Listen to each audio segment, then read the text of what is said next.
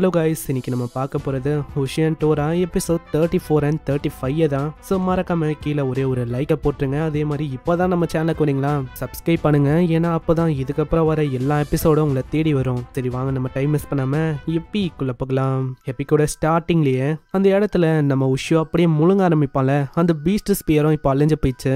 திடீர்னு டோக்கிசாக்கி வழியா கிரியோ வரான். நான் எல்லாத்தையுமே பார்த்தேன். டோக்கிசாக்கி வழியா நான் பாஸ்ட்டுக்கு போனேன். அந்த ஹாக்குமன் இது எப்படி உருவாச்சு எல்லாத்தையுமே நான் பார்த்தேன். ஹாக்குமனுக்கும் இந்த டோராக்கும் பல வருஷத்துக்கு முன்னாடியே ஒரு பகை இருந்திருக்கு. அது இன்னும் தீராம தான் இருக்கு. இதுக்கப்புறம் நம்ம உஷோ காட்டுறாங்க. அவன் யோசிச்சுக்கினே கீழே போயின்னு இருக்கான். அவ்வளவுதான், இந்த மாதிரி என்னால யாரையுமே காப்பாற்ற முடியல, எல்லாமே முடிஞ்சு போயிடுச்சு இப்படின்னு இவன் யோசிக்கும் போது இவன் முன்னாடி சில பல பாஸ்ட்ல நடந்த ஒரு விஷயம் ஞாபகத்து. பாஸ்ட்ல டோரா அங்க நிக்குது. எதுக்கு அங்க டோரா நிக்குதுன்னு நம்ம ஆளுக்கு புரியல. அதுக்கப்புறம் வேற ஒரு சீனை கட்டுறாங்க. அங்க ஏகப்பட்ட பேர் இறந்து போய் கிடக்குறாங்க.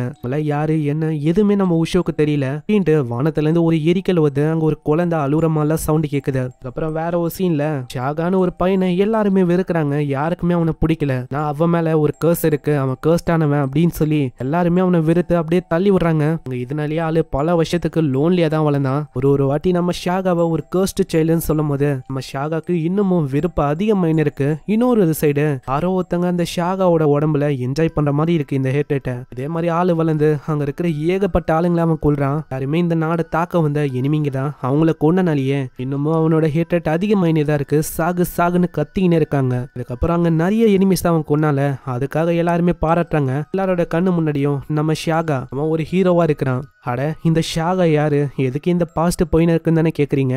எல்லாமே உங்களுக்கு போக போக உங்களுக்கு தெரியும். இந்த கேரக்டர் இது யாருன்னு சில பேர் கெஸ் பண்ணிருக்க வாய்ப்பு இருக்கு. சரி, நம்ம கண்டினியூ பண்ணலாம். எல்லாருமே ஷாகாவை பாராட்டினாலும் இன்னமும் ராயல்ஸோட கண்ணில் இவன் ஒரு கர்ஸ்ட் சைல்டா தான் தெரியுறான். இதுக்கப்புறம் ராமானு ஒரு பையன் கூட அவன் போறான். அந்த பையனும் சொல்றான், நீங்க ஒரு ஹீரோவா இருக்கீங்க தெரியுமா இந்த பீப்புள்ஸை பொறுத்த வரைக்கும். அதான் நான் உங்களுக்கு ஹீரோவா இருந்தாலும் அவங்களோட அடி மனசுல இன்னமும் ஒரு கர்ஸ்ட் சைல்டா தான் இருக்கேன். அதனால நான் அவளைக்கும் அதெல்லாம் கண்டுக்க மாட்டேன். இதுக்கப்புறம் வேற ஒரு எத்துக்கு வருவானா.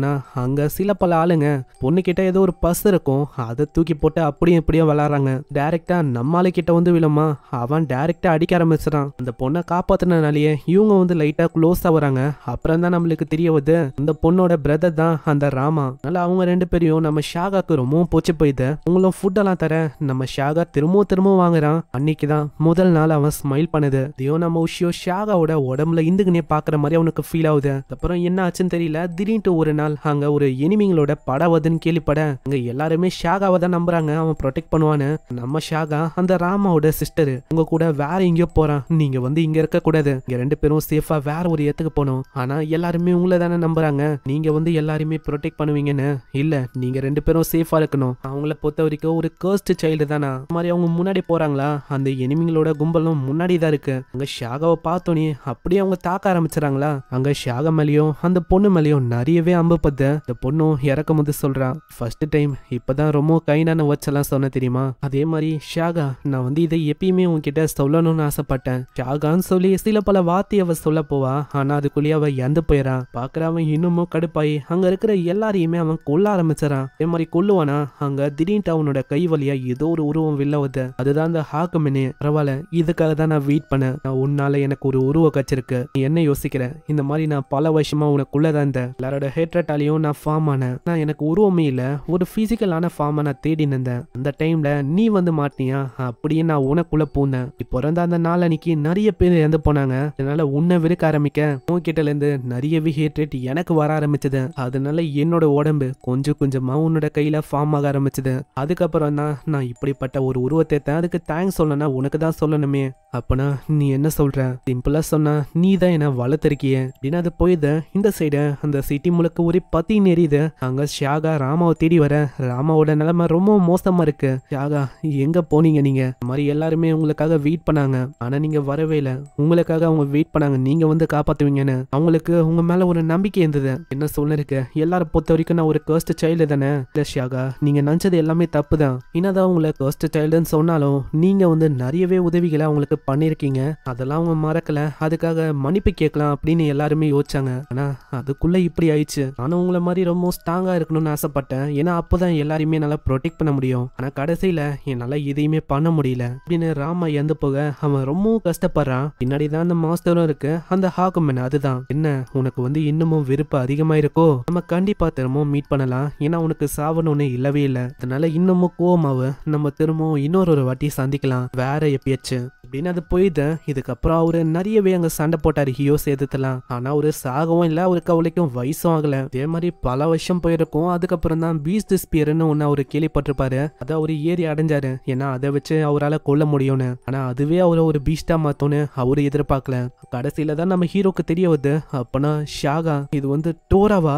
பார்த்தது எல்லாமே ஒரு கனவா என்னதுன்னு அவனுக்கு தெரியல. அவன் முன்னாடி அடைஞ்சு போன அந்த பீஸ்ட் ஸ்பியரோட பார்ட்டிகிள் அது அப்படியே சுத்தினே இருக்கு. இதுலயே ஆளுக்கு புரியுது இன்னமும் விஷயம் முடியலன்னு. இதுக்கப்புறம் அவன் அப்படியே மேல வரான். இந்த விஷயத்தெல்லாம் ஸ்டோரியா மேல ஜிஎம்ஐக்கும் மத்தவங்களுக்கும் அவன் சொல்றான். ஓ அப்பனா ஃபர்ஸ்ட் பர்சனா இருந்தது டோரா தானா? ஷாகா அதாவது டோராவால தான் அந்த ஹாக்குமன் அது வந்திருக்கு. அதே மாதிரி அவரோட தலைவிதி இந்த அளவுக்கு மோசமா இருக்கும் அப்படின்னு நான் எதிர்பார்க்கல. எல்லா டைமும் போய் பார்த்தேன். ஒரு வாட்டி அந்த பீஸ்ட் ஸ்பியரை யார் பயன்படுத்துறாங்களோ அவங்க எல்லாருமே அசஃபசாமானாங்க. அதே மாதிரி பீஸ்ட் ஸ்பியருக்குள்ள இருக்கிற அந்த ஹேட்ரேட் அது அவங்களுக்குள்ள கொஞ்சம் கொஞ்சமா வர ஆரம்பிச்சது. அதனாலயே அவங்க இன்னமும் சண்டை போட்டு இருக்காங்க. உங்க ஜிஎம்ஐக்கும் நல்லாவே புரியுது இதுக்கு காரணம் அவரோட பிரதர் தான். நான் அவரால் தான் அந்த பீஸ்ட் ஸ்பியர் உருவாக்கப்பட்டது, அவரும் அதுல இருக்காரு. ஆனா எப்போ அந்த பீஸ்ட் ஸ்பியருக்கான கரெக்டான ஹோல்டர் கிடைக்கிறாங்களோ அப்போ அந்த மாதிரி விஷயம்லாம் ஏற்படாது. இனி இவங்க சொல்லும் போதே அங்க சைட்ல ஏதோ ஒண்ணு ஜொலிக்குது. அங்க ஹீரோ தான் அவனை சுத்தி ஒரு பீஸ்ட் ஸ்பியரோட பார்ட்டிகளா இருக்கு. இவன் நீ உடஞ்சே போனாலும் இப்போ என்ன ப்ரொடெக்ட் பண்ற. அதே மாதிரி எனக்கு புரிய வச்ச என்னோட இம்பார்ட்டன்டான பார்ட்னரை பத்தி இதே கோத்தால சண்டை போட்டா கண்டிப்பா என்னால ஜெயிக்க முடியாது. எனக்கு புரிய வச்சதுக்கு ரொம்ப நன்றி. அதனால அதை நம்ம அழிக்காம விடக்கூடாது. அங்க பீஸ்ட் ஸ்பியரோட பார்ட்டிகளும் தாக்க போகுது. இந்த சைடு அவங்க ஒரு பேரியரை கிரியேட் பண்றாங்க. ஜேமேவும் டோகிசாக்கி அதுவும் ஹாக்குமன் எங்க இருக்குன்னு பார்க்க போறாங்க. கிரியவும் போகும்போது சொல்றான் நம்ம இதை சீக்கிரமா முடிக்கணும். இந்த சைடு நிறைய பேர் அங்க கத்துறாங்க. ஏன்னா ஜப்பான் கூடிய சீக்கிரத்துல முழுங்க போதில்ல, அப்படியாச்சும் இந்த எத்த விட்டு தப்பிக்கணும்னு சொல்லி எல்லாருமே வெளில போகணும்னு கத்துறாங்க. அதான் நாக்கமுராவும் இருக்கா. நாக்கமுராவோட பேரண்ட்ஸை பார்த்தோன்னே அவளுக்கு ரொம்ப சந்தோஷமா இருக்கு. அட உனக்கு எதுவுமே ஆகலையா? இப்பதான் எனக்கு ரொம்ப நிம்மதியா இருக்கு தெரியுமா? அங்க மேலேயும் ஏதோ ஒரு பார்ட்டிகள் மாதிரி ஒரு விஷயம் அப்படியே பறந்து போயினே இருக்கு. அது என்னதுன்னு அவளுக்கு தெரியல. அது என்ன ஒரு ஷூட்டிங் ஸ்டாரா? இப்படி யோசிக்கும் போது அதுல ஒண்ணு அப்படியே இவளோட மண்டையிலே தாக்குது. அதனால இவளோட மண்டையில பிடிச்சு வச்சிருந்த அந்த ஹியோ அது அழிஞ்சு போகுது. இவளுக்கு எல்லா மெமரிஸும் வருது. அட நான் எப்படி மறந்து போனேன், என்னை காப்பாத்தினது அது உஷியோ, அவனை எப்படி நான் மறந்தேன். இதே மாதிரி அந்த ஸ்பியரோட பார்ட்டிகல்ஸ் ஒருத்தங்களை தாக்கி அவங்களோட மெமரிஸையும் வர வைக்க எல்லாருக்கும் அவங்க ஞாபகம் வருது. நம்ம எதுக்கு நம்மளுக்கு இடையிலேயே ஃபைட் பண்ணிருக்கோம். அதே மாதிரி அந்த ஹாக்குமனை நம்ம தான் அழிக்கணும். சைடு அந்த ஹாக்குமனும் மத்தவங்களோட பயத்தால பெருசாயினே இருக்கும். போற வழியில ஏதோ ஒரு மஞ்சள் கலர்ல ஒரு விஷயம் இது அதாச்சும் பார்த்தனா இல்ல என்ன அழிக்கிற அளவுக்கு எந்த விதமான விஷயமும் இல்ல, ஸ்ட்ராங்கா அந்த மாதிரி அப்படின்னு யோசிக்கும் போதே நம்ம டோரா சம வேகமா தாக்குது. அதுக்கு ஒண்ணுமே புரியல. எவ்வளவு தைரியம் இருக்கும் இனியும் நீ தாக்கியிருப்ப. அதே மாதிரி நீ தாக்கும் போது எதுக்கு எனக்கு வலிக்குது. ஆனா அது நல்லா பாக்குமா அப்புறம் தான் அதுக்கு புரியுது. ஏய் நீ தானே அவன் இந்த உலகத்துக்கு வர வச்சிய, நான் ஒன்னும் அதுக்கு வரல, வா சண்டை போடலாம். இந்த சைடு எல்லாருமே கத்திக்கினே இருக்காங்க. ஏன்னா கூடிய சீக்கிரத்துல ஜப்பான் முழுங்க போகுது. யோ தள்ளுங்க ஏன் நாங்களாச்சும் போறோம். நாக்கமுரா கத்துற எல்லாருமே கம்முன்னு இருங்க. ஆமா என்ன ஆச்சு இந்த பொண்ணுக்கு? ஒருத்தனை தெரியும் அவனோட முடி பெருசா இருக்கும், அவன் கூட ஒரு மாஸ்டர் இருக்கும். அவங்க ரெண்டு பேரும் சூப்பர் ஸ்ட்ராங், அவங்களால நம்மள காப்பாற்ற முடியும். இருக்கிற நிறைய பேருக்கு அவ என்னதான் சொல்றா அதுவே தெரியல, ஏதோ வளர்றா அப்பதான் அவங்க யோசிக்கிறாங்க. ஆனா அதுக்குள்ள பின்னாடியே ஒரு ரெஸ்லர் சொல்றாரு, நான் இவ்வளவு நம்புறேன் ஏன்னா அவனை பத்தி எனக்கு தெரியும். வாட்டி என்ன பிளைட்ல அவன் தான் காப்பாத்தனா, அவனை விடவும் பல மடங்கு பெரிய மாஸ்டரா அவன் கொன்னா அப்படின்னு சொல்ல அங்க எல்லாருக்கும் இப்பதான் ஒரு நம்பிக்கையும் வருது. இந்த ரெஸ்லரும் ஒரு பெரிய ரெஸ்லரு, இவரும் அந்த பிளைட்ல இருந்திருக்காரு. இதே மாதிரி அவங்களுக்கு நம்பிக்கை வருது. இந்த சைடு அங்க டோரா எவ்வளவோ தாக்கி பாக்குது. ஆனா ஒரு அட்டாக்கும் அங்க வேலைக்கே ஆகல. நான் உன்கிட்ட டைம் மிஸ் பண்ண விரும்பல, உன்னால ரொம்ப போர் ஆயிட்டேன். அதே மாதிரி என்னால நம்ப முடியல, நான் உனக்குள்ளதான் பிறந்தேன்னு. நீ இப்போ ஒரு மாஸ்டரா இருக்கியா?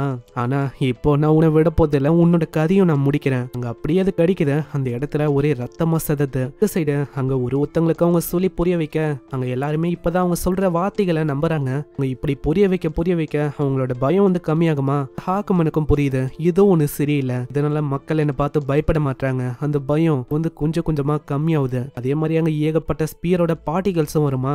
அதை பார்த்து அது ரொம்ப ஆச்சரியமாகுது. என்னது அது அந்த ஸ்பியர், அந்த பீஸ்ட் ஸ்பியரோட பார்ட்டிகல்ஸ் தானே. அப்போனா அந்த பையன் இன்னமும் உயிரோட தான் இருக்கானா? அந்த பையன் இன்னமும் என்ன கொல்றதுக்கு பாக்குறான். அந்த பீஸ்ட் ஸ்பியரை வச்சு இல்ல நான் ஒன்னும் விட போதில்ல, அவனை மொத்தமா முடிக்கணும். இந்த சைடு அங்க உஷியோ கிட்ட இசனா சொல்லுது, மாதிரி நம்மளால என்ன பண்ண முடியும்? அது ஒரு பெரிய மாஸ்டர் ஹாக்குமேனை நம்மளால அழிக்க முடியுமா? இவன் நம்ம கிட்ட பீஸ்ட் ஸ்பீர் கூட இப்போ இல்ல நீ வந்து மறக்க கூடாது. அந்த பாட்டிமா அவங்க இறக்கும் போது சொன்னாங்க நம்மளால தனியா இதை பண்ண முடியாது, என் கூட எல்லாருமே இருக்காங்க, நம்ம எல்லாராலையும் இதை பண்ண முடியும். அந்த மாஸ்டர்ஸோ பின்னாடி சொல்லுது ஆமா நம்மளால பண்ண முடியும் இப்படின்னு அது சொல்ல இங்கே இந்த எபிசோட முடியுது. இந்த எபிசோட உங்களுக்கு பிடிச்சிருக்கும்னு நினைக்கிறேன். பிடிச்சிருந்தா மறக்காம சப்ஸ்கிரைப் பண்ணிக்கோங்க. ஏன்னா அப்பதான் இதுக்கப்புறம் வர மற்ற எபிசோடு அதெல்லாம் உங்களை தேடி வரும். நான் உங்களை அடுத்த எபிசோட்ல சந்திக்கிறேன். தேங்க்யூ ஃபார் வாட்சிங். சைனரா.